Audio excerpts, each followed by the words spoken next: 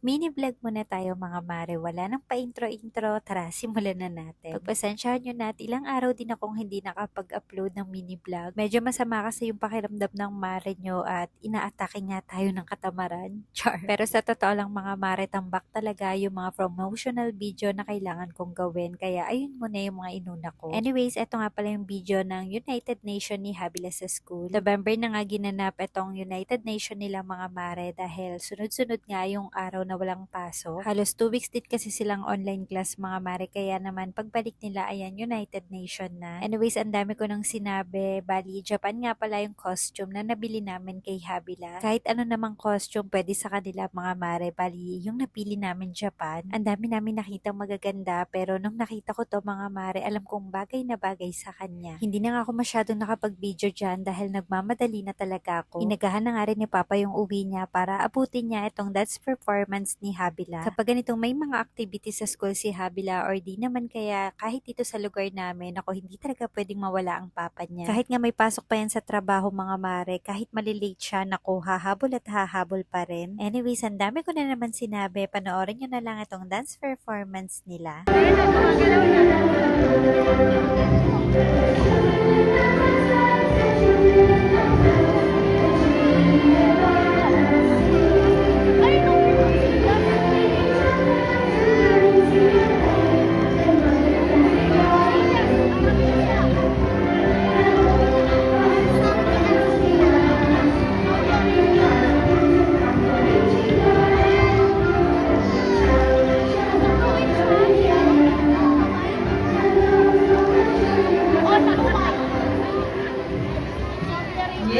Pagkatapos nga ng dance performance nila, dumiretso na kami sa room para kuhanin yung mga card. Meron nga ulit na receive na award si Habila, kaya bilang magulang, syempre tuwang-tuwa kami ng papa niya. Meron nga o walang award, basta ang importante nag-aaral siya ng maigi at sobrang proud kami ng papa niya sa kanya. Bali fast forward na nga to mga mare, pagka-uwi ni papa, galing trabaho, nag-almusal lang kami, then dumiretso na agad kami sa grocery. May pasok na kasi si Habila, kaya kailangan na namin bumili ng mga stock na pangbaon niya. Konti lang naman tong pinamili namin mga mare dahil meron pa namang mga stock ng pagkain, bali yung kinuha lang namin yung mga wala. Pagka-uwi nga sa bahay mga mare, ayan, nagsalang muna ako ng sinaing at magluluto nga ako nitong fish fillet. Isa nga ito sa pinaka-paborito naming ulam mga mare at kapag ito nga yung ulam namin, ako napaparami yung kain. At dahil nagmamadali na nga yung mare nyo, ayan, nataob ko yung paminta, napasobra yung lagay. Buti na lang talaga mga mare, saktong-sakto lang yung lasa. Sa pagmamadali nga mga mare, kinamay ko na dahil kami lang naman yung kakain. Hiniwa ko nga lang ng pahaba yung cream dory at naglagay na ako ng itlog at ng harina. Naglagay na rin ako ng pampalasa kagaya ng paminta at ng magic sarap. Kinoat ko lang ng breadcrumbs mga mare and then pinrito ko na. Kapag ito yung ulam, 1 kilo yung niluluto ko and grabe mga mare, alam nyo ba, isang kainan lang namin to. As you can see, kapiprito ko lang pero etong si Habila, kurot na ng kurot dun sa fish fillet. Favorite niya talaga yan mga mare at lagi niya yan pinapapa kaya dinadamihan ko na rin yung luto. Pinauna ko na nga siyang kumain mga mare dahil natutulog pa si Papa. Kaya ayan, nag-ayos muna ako dito sa kusina. Bumili nga kami ng itlog dahil napakalakas nga namin dito sa itlog mga mare dahil ito rin yung isa sa pinambabaon-baon ni Habila. Pagkatapos ko makapag-ayos, ginising ko na si Papa para makakain na. Tuwang-tuwa na naman nga yan dahil napakasarap na naman daw ng kanyang lunch. Dito nga sa bahay mga mare, naku, napakahilig namin kumain kaya as you can see, pataba kami ng pataba.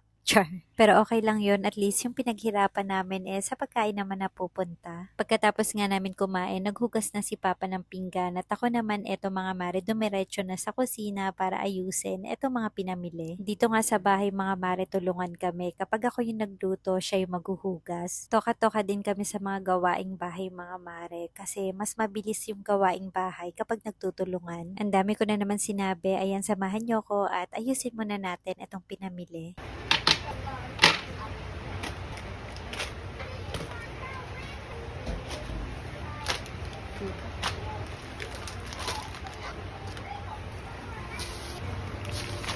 Pagkatapos ko nga maisalansan yung mga pinamili, ayan, isa-isa ko lang nilagay dito sa basket organizer. Bakit mo kami papalagay yun? Ako, sa basket.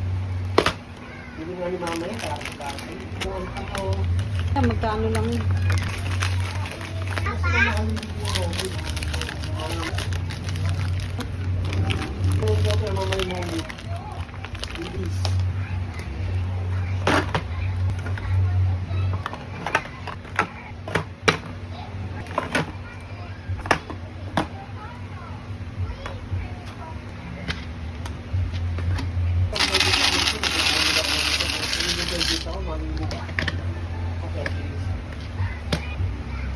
Let's shoot picture natin. Ano? Para